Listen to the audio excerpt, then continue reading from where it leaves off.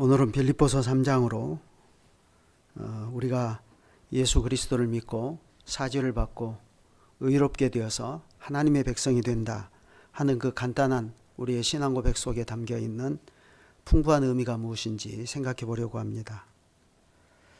본문은 바울이 빌립보 교회에 보낸 서신 중에 그 일부입니다. 바울이 빌립보 교회에 서신을 써서 보낼 때는 한가롭고 여유로운 상황이 아니었습니다. 바울이 제3차 선교 여행을 마치고 예루살렘을 방문했을 때 유대인들에게 붙잡혀 고소를 당해가지고 결국 그 일로 바울이 가이사에게 재판받기를 자처해서 로마로 압송되지 않습니까? 그래서 우여곡절 끝에 로마에 당도해서 2년 동안 가택 연금 상태로 지내게 됩니다. 그 상황이 사도행전 28장 말미에 이렇게 기록되어 있는 것을 여러분이 아십니다. 바울이 온 이태를 자기 셋집에 머물면서 자기에게 오는 사람을 다 영접하고 하나님 나라를 전파하며 주 예수 그리스도에 관한 모든 것을 담대하게 거침없이 가르치더라. 사도행전 28장 30절로 31절입니다. 빌립보서는 바로 이때 가택연금 상태에서 기록해 보낸 것입니다. 그런데 이 사도행전 28장에 있는 이 상황만 놓고 보면 당시 바울이 로마에서 꽤 여유롭게 자유로운 상황에서 지낸 것처럼 보이는데 실제로 그렇지 않습니다. 바울이 로마의 가택연금 상태로 2년을 지낼 때 당시 황제가 누구입니까? 네로입니다. 네로가 바울의 사건을 어떻게 판결을 내리느냐에 따라서 상황은 급격하게 나빠질 수 있습니다. 그래서 바울은 이 빌립보서 서신 전반부에 재판의 결과가 자기에게 아주 불리하게 결정될 수도 있다는 것을 생각하고 죽음을 암시하는 이야기를 합니다. 빌립보서 1장 20절 이하인데요. 거기 보면 이렇게 바울이 기록한 것을 볼 수가 있습니다. 나의 간절한 기대와 소망을 따라 아무 일에든지 부끄러워하지 아니하고 지금도 전과 같이 온전히 담대하여 살든지 죽든지 내 몸에서 그리스도가 존귀하게 되게 하려 하나니 이는 내게 사는 것이 그리스도니 죽는 것도 유익함이라. 그러나 만일 육신으로 사는 이것이 내 일의 열매일진데 무엇을 택해야 하는지 나는 알지 못하노라. 내가 그 둘 사이에 끼었으니 차라리 세상을 떠나서 그리스도와 함께 있는 것이 훨씬 더 좋은 일이라. 그렇게 하고 싶으나 내가 육신으로 있는 것이 너희를 위하여 더 유익하리라. 여기 보면 바울이 내가 둘 사이에 끼었다. 다시 말해서 죽음과 생명 사이에 끼었다. 그래서 차라리 세상을 떠나 그리스도와 함께 있는 것이 훨씬 더 좋은 일이지만 그러나 육신으로 있는 것이 너희를 위해 유익하겠다. 이렇게 말하는데 이건 일반적인 얘기가 아닙니다. 이제 황제의 재판을 앞에 두고 이 재판의 결과 자기가 죽을 수도 있다는 가능성을 배제하지 않는 것입니다. 바울은 이런 어려운 상황에서 어쩌면 이제 자기 생명이 끝날 수도 있다 하고 그렇게 생각하면서 그가 이제까지 일생을 살아오면서 가장 귀하게 생각한 것이 무엇인가? 자기가 이 당시 바울의 나이가 어쩌면 저하고 좀 비슷했는 것 같습니다. 제가 한국 나이로 63세니까요. 엊그저께 생일이 지나가지고 63세가 됐어요. 한국 나이로.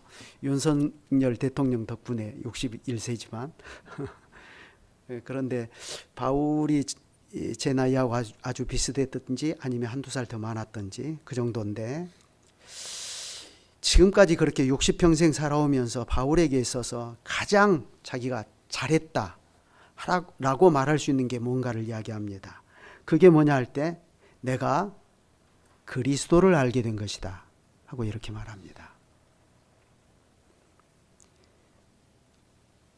나이 60이 넘도록 이 땅에 살아왔지만 그래서 이제는 자기에게 굉장히 생명이 왔다 갔다 하는 중요한 재판을 앞에 두고 어쩌면 나에게 더 살 날이 많지 않겠구나 하고 느끼면서 이제까지 살아온 그 험난한 세월을 회고하며 자기 인생에서 가장 고상한 것이 뭐냐 할 때 그것은 바로 예수 그리스도라고 고백하는 것입니다. 어제 여기 계시는 유 선생님 그런 고백이 드시죠? 아마 우리가 대부분 다 그렇게 생각하실 거예요. 그러면서 동시에 지금까지 살아오면서 자신의 그 부끄러웠던 과거도 주마등처럼 지나갑니다. 바울이 그토록 사랑하는 그리스도 때문에 온갖 험악한 일을 수도 없이 겪었지 않습니까? 그럼에도 불구하고 주 예수를 아는 것이 가장 고상하다 하는 이것을 깨달은 뒤로 그는 그 이전에 이걸 깨닫기 전에 자기가 이루려고 했고 또 자랑스러워하면서 붙잡으려고 했던 그것들이 얼마나 부끄럽고 추하고 해로운 것들이었는지를 깨달았다 하고 그렇게 말합니다. 그 내용이 4절부터 9절입니다. 본문 4절부터 9절을 한번 보실까요? 그러나 나도 육체를 신뢰할 만하며 만일 누구든지 다른 이가 육체를 신뢰할 것이 있는 줄로 생각하면 나는 더욱 그러하리니 나는 8일 만에 할례를 받고 이스라엘 족속이요 베냐민 지파요 히브리인 중에 히브리인이요 율법으로는 바리새인이요 열심으로는 교회를 박해하고 율법의 의로는 흠이 없는 자라. 그러나 무엇이든지 내게 유익하던 것을 내가 그리스도를 위하여 다 해로 여길 뿐더러 또한 모든 것을 해로 여김은 내 주 그리스도를 예수를 아는 지식이 가장 고상하기 때문이라. 내가 그를 위하여 모든 것을 잃어버리고 배설물로 여김은 그리스도를 얻고 그 안에서 발견되려 함이니 하고 이렇게 말합니다. 그러면서 내가 가진 의의는 율법에서 난 것이 아니요 오직 그리스도를 믿음으로 말미암은 것이니 곧 믿음으로 하나님께로부터 난 의라 이렇게 말합니다. 자, 여기서 볼 수 있는 것처럼 바울은 그가 예수 그리스도를 알기 이전에 최선을 다해서 이루고자 했던 일이 한 가지 있었습니다. 바울은 대단히 종교성이 깊은 사람 아닙니까? 그러므로 그가 이루고자 했던 것은 뭘까요? 그것은 바로 바리새인의 의입니다. 바리새인의 의. 여러분 거기 5절 나는 8일 만에 할례를 받고 이스라엘 족속이요 베냐민 지파요 히브리인 중에 히브리인요 율법으로는 바리새인요 6절 열심으로는 교회를 박해하고 율법의 의로는 흠이 없는 자라. 이걸 보면 잘 알 수 있지 않습니까? 얼마나 충실하게 바리새인으로서 그 바리새인의 의를 이루고자 살았습니까? 그는 어떤 사람들처럼 세상에서 출세하는 거 그거 바라지 않았습니다. 사람들은 흔히 세상에서 출세하고 세상에서 자기 이름을 날리는 것을 원하지만 그러나 바울은 그보다 훨씬 더 고상한 꿈을 꾸었습니다. 그게 바로 자신이 바리새인의 가문에서 출생한 사람이요 바리새인으로서 율법에 아무런 흠이 없는 자로 인정받는 것입니다. 그러기에 그는 한때 자기 조상의 유전인 율법에 대해서 열심히 지나쳤다 이렇게 말합니다. 그래 율법에 대한 열심히 지나쳐서 브레이크를 잡아야 되는데 브레이크를 못 잡았죠. 그래서 어떻게 했습니까? 하나님의 교회를 핍박하여 잔해하려고 했다 하는 것입니다. 여러분 이것이 바울이 예수님을 알기 이전의 행적입니다. 그러나 그가 예수를 알고 난 후로 그는 생각이 바뀌었죠. 그는 자신이 이전에 고상하다고 느꼈던 그 일이 얼마나 무모하고 헛된 것인가를 깨달은 겁니다. 지금까지 최선을 다해서 이루어왔고 자기 나름으로는 잘했다고 자랑하던 그 일이 얼마나 부끄러운지, 내 눈에 선하고 자랑스럽게 여겼던 그것이 오의를 이루려고 하고 또 율법으로는 흠이 없는 자라는 평가 속에 자기 자신도 스스로 생각하기를 야, 내가 의롭구나 하고 그렇게 생각하며 산 것입니다. 그러나 이제는 그 모든 생각들이 다 틀렸다는 것을 인정합니다. 오히려 그리스도 안에서 자신이 죄인임을 발견하고 하나님께서 이 같은 죄인을 의롭게 여겨주시는 믿음의 의의가 오직 그리스도 안에만 있다 하는 것을 깨달은 것입니다. 그러니 바울에게 있어서는 그리스도가 가장 귀하고 그러기에 모든 것을 버리고라도 그리스도 한 분만은 결코 잃어버리지 않겠다는 태도를 분명히 하는 것입니다.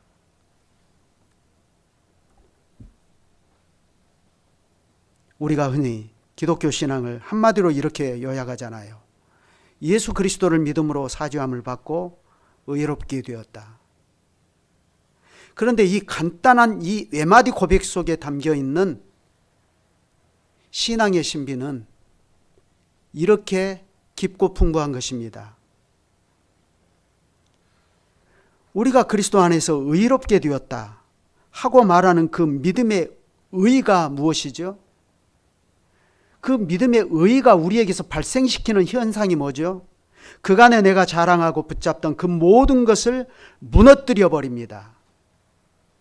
그리고 하나님 앞에서 나를 절망적인 죄인으로 발견하게 만들어 버려요. 그래서 스스로 바리새인의 의의를 추구하고 나가던 나 자신과 관련된 전부를 배설물처럼 버리게 만듭니다. 여러분, 우리가 예수 그리스도를 믿고 그리스도의 은혜로 말미암아 내가 의롭게 되었다라고 말할 때 우리는 실제로 이렇게 우리 자신이 추구하고 나가던 사람의 의의, 사람의 자랑, 사람의 욕심 다 버렸습니까? 그렇다면 우리는 그리스도 안에 있는 의의를 바르게 생각한 겁니다. 그런데 여전히 아직도 붙잡고 있는 것들이 많다면 우리는 다시 생각해 봐야 됩니다.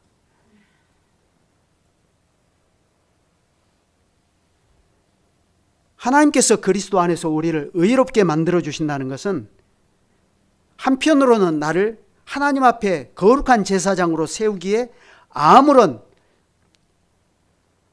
부족함이 없는 완전한 자격자로 세우는 거지만 동시에 그것은 내가 자랑하고 붙잡던 옛사람을 십자가에 못 박아 죽게 만드는 것입니다. 부패하고 악하여서 항상 죄를 짓되 죄를 밥 먹듯이 짓고 사는 나의 옛사람, 하나님의 정죄와 무서운 심판 아래 있던 내가 그리스도와 함께 십자가에 못 박혀 죽어버렸기 때문에 나는 이제 이런 것들과는 아무런 상관이 없게 된 것을 하나님께서는 철저하게 깨닫게 하시는 것입니다.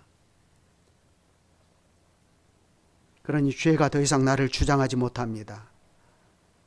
더불어서 더 이상 나에게 그것 때문에 책임을 물을 수가 없게 됩니다. 부패하고 악해서 항상 범죄케 하던 나의 옛사람은 이제 더 이상 나를 주장할 수가 없습니다. 그래서 그리스도께서 우리 부패한 몸을 통해 역사하는 죄를 심판해 버리셔서 그 세력을 무기력하게 만들어 버리는 것입니다. 그런 이유로 바울은 예수 그리스도의 사람은 부패한 욕심과 함께 그 정과 욕심을 십자가에 못 박았다고 갈라디아서 5장에서 말하지 않습니까? 그리스도 예수의 사람은 육체와 함께 그 정과 욕심을 십자가에 못 박았느니라. 갈라디아서 5장 24절입니다. 이 말은 과거에 부패한 욕심으로 느끼고 좋아하던 그 모든 것들을, 모든 욕망들을 그리스도와 함께 십자가에 못 박아버렸다는 뜻입니다. 이것은 바울이 방금 고백한 것과 같이 바리새인의 의로서 구원을 이루려고 하는 종교적인 그런 경건한 태도만 아니라 더 나아가 이 세상 사람들이 육체의 일을 도모하며 세상에서의 성공과 부와 명예와 자손 만대의 복을 위해서 살아가려고 하는 그 모든 태도를 완전히 버렸다는 뜻이기도 합니다. 우리는 흔히 그리스도께서 죄인을 위해서 죽으셨다. 그러면 그가 죽음으로써 우리의 모든 죄값을 치르셨다 하고 그렇게 말합니다. 맞습니다. 그렇지만 이 간단한 한마디 속에 우리는 이런 풍성한 은혜의 비밀이 숨겨져 있다는 것을 알아야 됩니다. 그리스도는 다만 내가 지은 흉악한 죄 때문에 그 죄의 책임만을 지고 십자가에 달리신 것이 아니라 그때 그분은 나의 정과 욕심까지도 함께 십자가에 못 박아 버리신 겁니다. 왜 그러면 나의 옛사람이 그리스도와 함께 십자가에 못 박아 죽게 하셨습니까? 그것은 나의 옛사람이 멸하고 이제부터는 새 사람으로 새로운 존재로 살아가게 하시려고 하는 것입니다. 하나님의 심판과 멸망을 기다릴 수밖에 없는 나의 옛사람이 그리스도와 함께 십자가에 못 박혀진 다음 우리는 이제부터 새로운 존재로 그리스도를 바라보게 됩니다. 그래 그때부터는 내 모든 죄악을 씻어 정결하게 하신 그리스도 안에서 하나님을 향해 새로운 소망을 가지게 되는 것입니다. 이렇게 옛사람이 죽은 후에 그리스도 안에서 새로운 소망을 가진 나는 어떻습니까? 더 이상 과거의 내가 아닙니다. 이제는 하나님을 향해 살아 움직이는 전혀 새로운 사람입니다. 성신으로 말미암아 거듭난 새 사람입니다. 중생한 존재입니다. 이제부터는 성령 안에서 살아가는 전혀 새로운 존재예요. 그러기에 이 새로운 존재는 더 이상 과거의 삶을 고집하지 않습니다. 오히려 과거에 고집하던 그 모든 것들, 과거에 내가 목숨처럼 붙잡으면서 자랑하고 살던 그 모든 것들을 다 배설물처럼 버리게 합니다. 바울에게서는 그것이 바리새인으로서 이루려고 했던 성공이었습니다. 그러나 오늘 우리에게 그것은 내가 이 세상에서 이루고자 하는 성공일 수 있습니다. 사람들은 그런 것에 집착하면서 그중 하나라도 이루는 것을 대단히 자랑스럽게 생각하지 않습니까? 그럼에도 불구하고 우리는 그런 것들에 집착하는 것을 부끄러워해야 됩니다. 한국 사회는 특별히 스펙이 굉장히 중요하잖아요.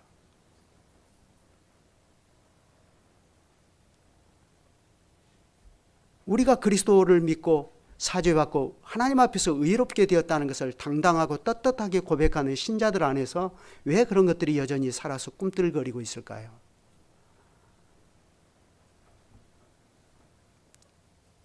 바울에 따르면 이런 것들이 전형적인 옛사람의 태도입니다.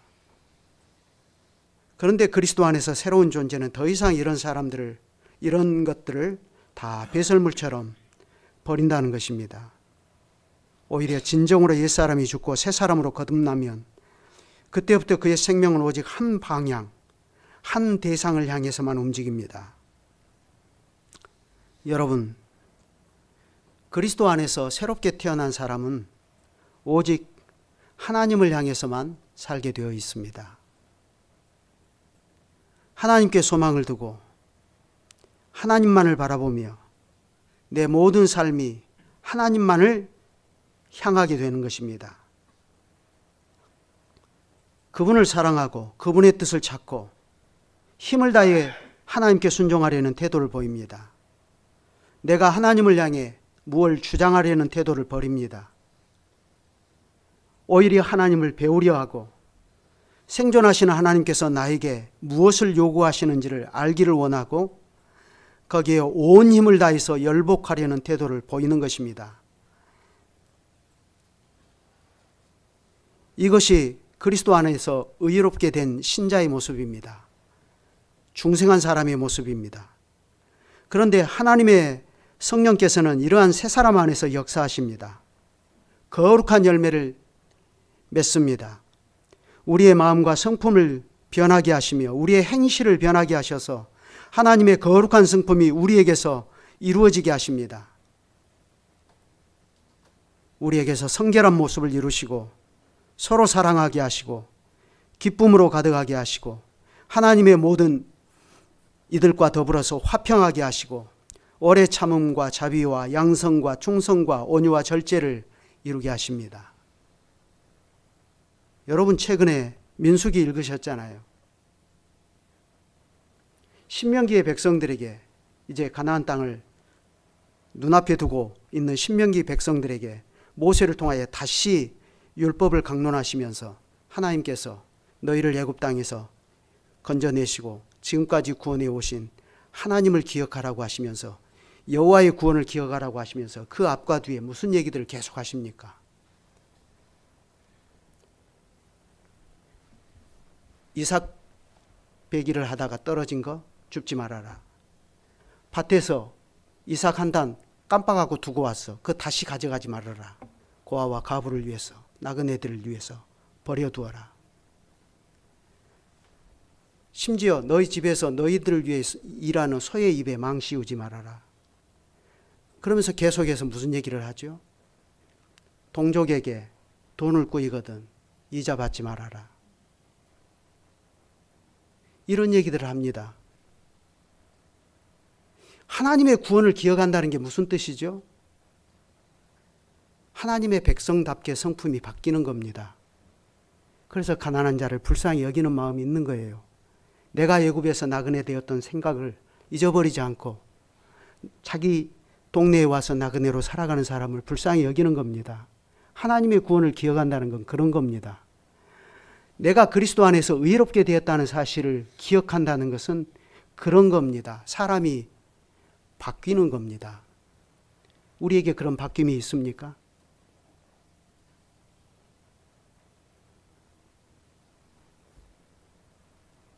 이게 바로 중생한 사람의 모습이고 하나님의 성령께서 그 안에서 역사하시는 사람의 모습입니다.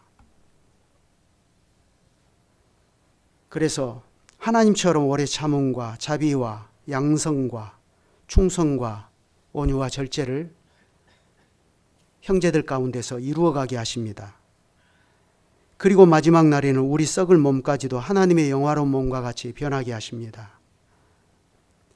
이렇게 믿는 자가 그리스도 안에서 경험하는 것들을 가리켜서 바울은 말하기를 바로 이것이 그리스도의 부활의 권능을 경험하는 일이라고 말합니다. 그의 죽으심과 고난에 참여하고 이것으로 인해 그의 부활에 참여하는 것이라고 말합니다. 그러면 여러분 이런 것들이 다 이상적인 얘기입니까? 아주 그냥 형이상학적인 꿈에나 생각할 수 있는 얘기인가요? 그렇지 않습니다. 이러한 경험이 바울에게는 진실로 뚜렷한 삶의 실증으로 있었습니다. 10절부터 12절이 그 내용 아닙니까? 내가 그리스도와 그 부활의 권능과 그 고난에 참여함을 알고자 하여 그의 죽으심을 본받아 어떻게 해서든지 죽은 자 가운데서 부활에 이르려 하노니 내가 이미 얻었다 함도 아니요 온전히 이루었다 함도 아니라 오직 내가 그리스도 예수께 잡힌 바 된 그것을 잡으려고 달려가노라. 방금 신명기 이야기하면서 민수기라고 했던 것 같은데 정정합니다.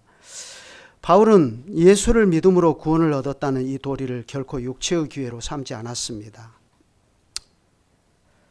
그는 예수가 나를 위하여 십자가에 못 박혔다고 고백할 때 아까 말씀드린 것처럼 그 자신의 육체와 더불어 정과 욕심도 십자가에 못 박혔다고 고백하지 않습니까? 사람의 행위로 말미암지 않고 오직 믿음으로 죄사함을 받고 구원을 얻는다는 이 거룩한 고백이 여전히 옛사람이 나를 지배하는 그런 육체적인 삶, 곧 세속의 방식 그대로 살며 세상이 얻고자 하는 그것을 나도 얻고자 쫓아가는 그런 삶을 정당화해 주지 않습니다. 왜냐하면 그리스도가 나의 죄를 위해 지신 십자가에는 나의 옛사람도 함께 못 박혔기 때문입니다. 오히려 바울의 경우를 보면 바울은 그 모든 과거의 자랑을 혹은 과거에 붙잡으려고 했던 것을 다 배설물처럼 여겨버렸습니다. 그리고 예수 그리스도 한 분만을 얻고자 했습니다. 그러면 그리스도를 한 분만을 얻고자 한다는 것이 구체적으로 우리의 현실에서는 어떻게 구현이 되는 것입니까? 그것은 그리스도의 모든 고난에 참여하는 것으로 구현이 됩니다. 바울은 그리스도 한 분만을 얻고자 해서 그는 자기 십자가를 지고 그리스도의 뒤를 따랐습니다. 그게 바울의 일생이었습니다. 그건 오늘날 우리처럼 일주일에 한 번 주일날에 교회당에 와서 예배 한 번 드리고 이로써 나는 신자로서 의무를 다했다 하고 생각하는 태도와는 분명히 다르지 않습니까? 그는 전심으로 그리스도를 찾고 찾으며 살았습니다. 그는 구체적으로 그리스도를 알기를 원했습니다. 내가 그리스도와 그 부활의 권능과 그 고난에 참여함을 알리하여 그의 죽으심을 본받아 어찌하든지 죽은 자 가운데서 부활에 이르려 하노니 오직 내가 그리스도 예수께 잡힌 바 된 그것을 잡으려고 쫓아가노라. 여러분, 이 말은 바울이 한때 감상에 젖어서 한 말이 아닙니다. 바울은 지금 서두에 말씀드린 것처럼 그 몸이 결박된 상태입니다. 그리스도 예수께 잡힌 바 된 그것을 쫓아가다 보니까 당연히 앞서가신 그리스도의 고난에도 참여할 수밖에 없었던 것입니다. 그것이 자기 십자가를 지고 그리스도를 따르는 일이었고 매맞고 무수한 고난을 당하고 감옥에 갇히고 맹수의 위협과 굶주림과 맞서 싸우는 일이었습니다. 그런 일을 지금까지 무수히 해오지 않았습니까? 그럼에도 불구하고 바울은 이 싸움이 완성된 싸움이다 하고 결코 말하지 않습니다. 내가 이미 얻었다 함도 아니요 온전히 이루었다 함도 아니라 오직 내가 그리스도 예수께 잡힌 바 된 그것을 잡으려고 쫓아가노라. 바울이 달려가는 목표는 너무나 분명하지 않습니까? 그 표대를 향해 하나님이 부르신 부름의 상을 위해서 쫓아간다 하는 것입니다. 내가 지금 어디에 이르렀든지 하나님의 은혜가 나를 어디에 이르게 하셨든지 지금은 그 자리가 완성의 자리가 아니고 싸움이 끝난 자리도 아니라는 것입니다.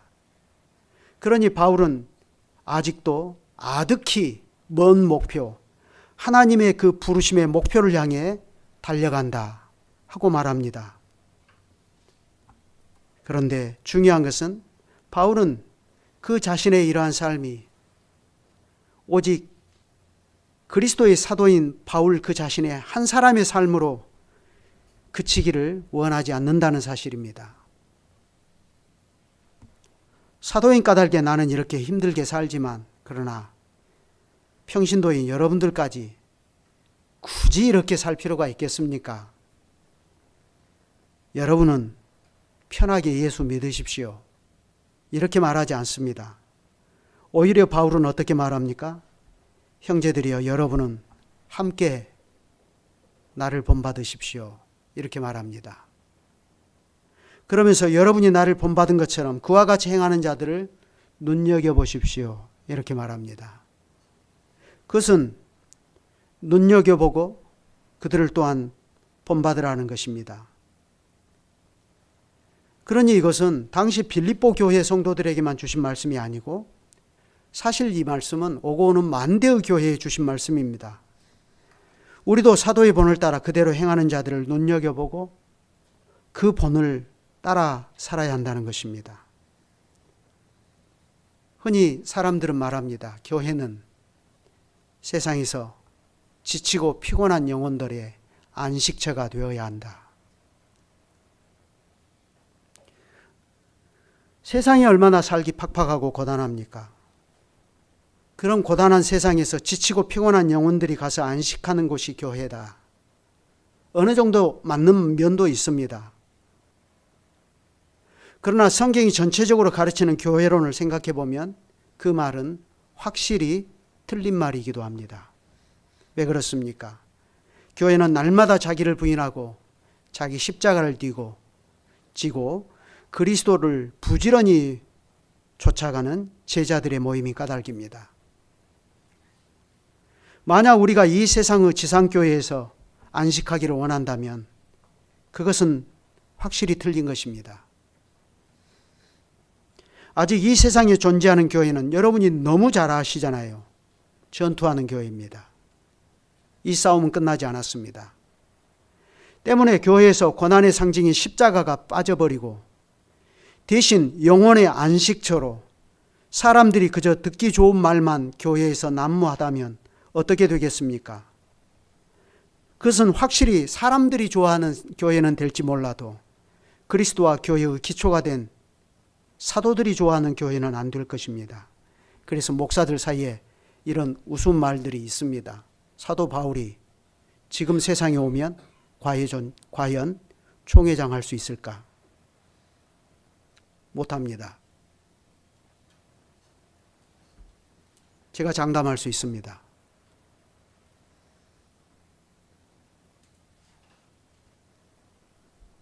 우리가 존경하는 사도는 어찌하든지 죽은 자 가운데서 부활에 이르려 하여 그리스도의 고난에 참여하는 자기 자신을 오고 오는 만대의 교회가 본을 받기를 바라지 않습니까? 형제 여러분, 여러분은 나를 함께 본받으십시오. 그러면서 충심으로 바울은 눈물 어린 충고를 마지막에 합니다. 왜냐하면 바울이 볼 때 교회 안에는 여전히 육체로 행하는 자들이 있었던 까닭입니다. 바울이 볼 때 그들은 그리스도의 십자가에 대하여 무지한 자들이고 도리어 십자가를 대적하는 자들입니다. 그래서 바울은 그들을 가리켜서 그리스도의 십자가의 원수로 행하는 자들이라 하고 그렇게 말하지 않습니까? 그러면 그들은 누구입니까? 18절부터 보십시다. 내가 여러 번 여러분에게 말하였거니와 이제도 눈물을 흘리며 말합니다. 여러 사람들이 그리스도의 십자가의 원수로 행하고 있습니다. 그들의 마침은 멸망이요 그들의 신은 배요 그 영광은 그들의 부끄러움에 있고 땅의 일을 생각하는 자들입니다. 바울은 땅의 일을 생각하는 자들이 그리스도 십자가의 원수로 행하는 자들이라고 합니다. 그러면 여기서 땅의 일을 생각한다는 게 뭘까요?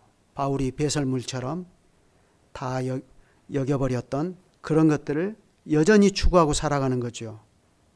다시 말해서 그리스도 한 분을 얻는 일 외에 다른 것을 추구하는 모든 것입니다. 바울은 오직 그리스도와 그 부활의 권능과 그 고난에 참여함을 알려하여 그의 죽으심을 본받아 어찌하든지 죽은 자 가운데서 부활에 이르려 하는 소망을 가지고 산다고 하지 않습니까? 그런데 이 사람들은 여전히 과거의 것에 집착하며 그리스도 외에 다른 것을 여전히 자랑으로 삼습니다. 그들은 여전히 타락하고 부패한 육신의 욕심에 붙들려 사는 것입니다. 그러니 그들은 위에서 부르신 부름의 상을 알지 못하고 땅에 매여 시기하고 다툽니다. 그러나 바울에 따르면 이러한 것은 그리스도께서 죽으신 십자가의 은혜에 역행하는 것입니다. 그러니 그들은 바울이 아무리 타이르고 권하여도 고칠 줄 몰라요. 그래서 바울이 다시 눈물을 흘리며 권한다 하고 그렇게 말합니다. 잘 아시는 대로 빌립보 교회는 유오디아와 순두계 사이에 마음이 서로 나뉘어져 있지 않았습니까? 그래서 4장 2절에 보면 내가 유오디아를 권하고 순두계를 권하노니 주 안에서 같은 마음을 품으라 이렇게 말하잖아요.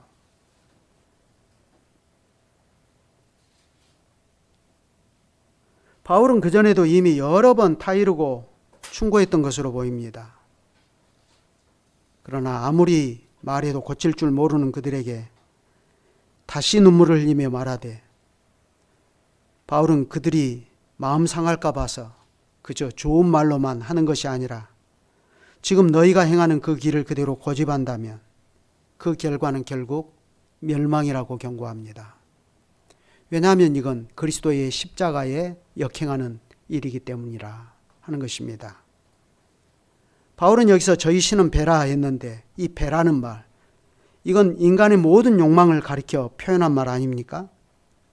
그러므로 저희의 신은 배라 하고 아주 바울이 독한 말을 쏟아내는데 결국 저들이 섬기는 것은 결국 자기 자신의 욕망이라는 말입니다. 그러나 그들의 욕망은 말하기도 부끄러운 것이요 땅에서 썩고 부패할 것들이라고 합니다. 그런데 이런 자들이 세상에 있는 것이 아니라 교회에도 있는 거죠. 바울이 고린도전서에서 가르친 바에 따르면 세상에 있는 사람들은 왜 우리가 상관해야 됩니까? 교회 안에 있는 사람들이 이러니까 바울이 지금 눈물을 흘리며 호소하는 거 아닙니까?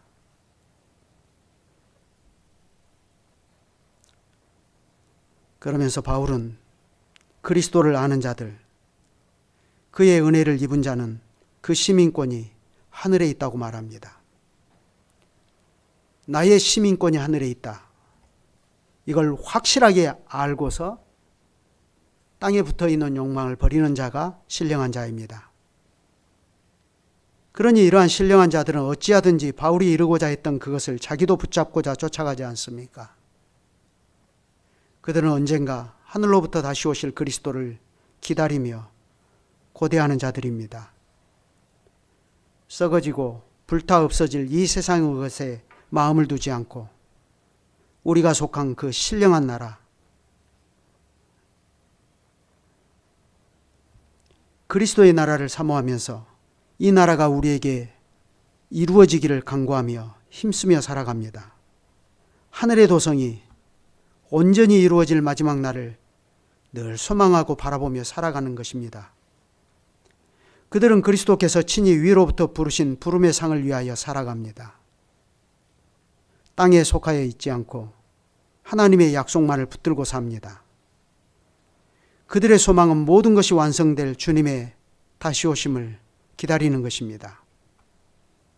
그렇게 살면 그리스도께서 우리의 비천한 썩어질 몸도 그리스도의 영광스러운 몸과 같이 변하게 해주실 것이다 하고 그렇게 격려합니다.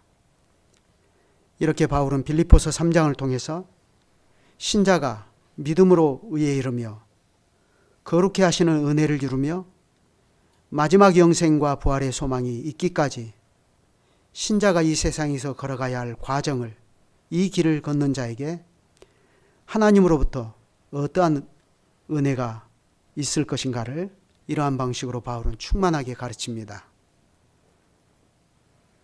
땅 위에서 사는 신자는 오로지 이러한 자세, 이러한 믿음으로서 살아야 할 것이라고 바울은 눈물을 흘리면서 권하는 것입니다. 기도드리겠습니다. 거룩하신 아버지 하나님, 저희가 교회에서 세우신 종들을 통하여 하나님의 나라를 배우고 그 나라가 얼마나 하나님의 은혜와 자비로 가득한 나라인가를 깨닫고 또 그 나라가 얼마나 부유하고 영광스럽게 성취되는 때는 언제이며 또 그 나라가 구체적으로 오늘 우리에게는 어떤 모습으로 다가오는가를 배울 때 이러한 배움들이 아무런 능력도 없는 사변적인 교리나 힘없는 신앙의 슬로건 정도로만 멈추지 않게 하시고 주께서 오늘 우리에게 주신 말씀처럼 오직 그리스도께 붙잡힌 바 된 그것을 붙잡으려고 쫓아갔던 바울과 같이 오직 하나님 나라의 가치를 알고 그 나라의 생명과 부활과 안식에 이르고자 하여 자기의 일생을 다 들여서 전력 투구하며 살아가게 하여 주시기를 구합니다. 그러나 이러한 믿음의 삶을 어찌 저희 자신들의 의욕만으로 살아갈 수가 있겠는지요. 오직 진리의 성신께서 은혜를 주심으로 저희를 깨우쳐 주시고 말씀을 배우면 배울수록 하나님 나라의 가치를 더 잘 깨닫는 마음들이 생겨서 그것이 과거에 추구하는 그 모든 것을 배설물처럼 자연스럽게 여겨버리며 오직 깨닫고 확신한 진리를 위하여 살아가기를 기뻐함으로써 우리 자신을 하나님의 것으로 드려 거룩함에 이르는 열매를 얻게 하시고 그 마지막에 있을 그리스도와 같아지는 우리의 영광도 그 영광에도 다 이르게 하여 주시기를 구합니다. 구주 예수님의 이름으로 기도드립니다. 아멘.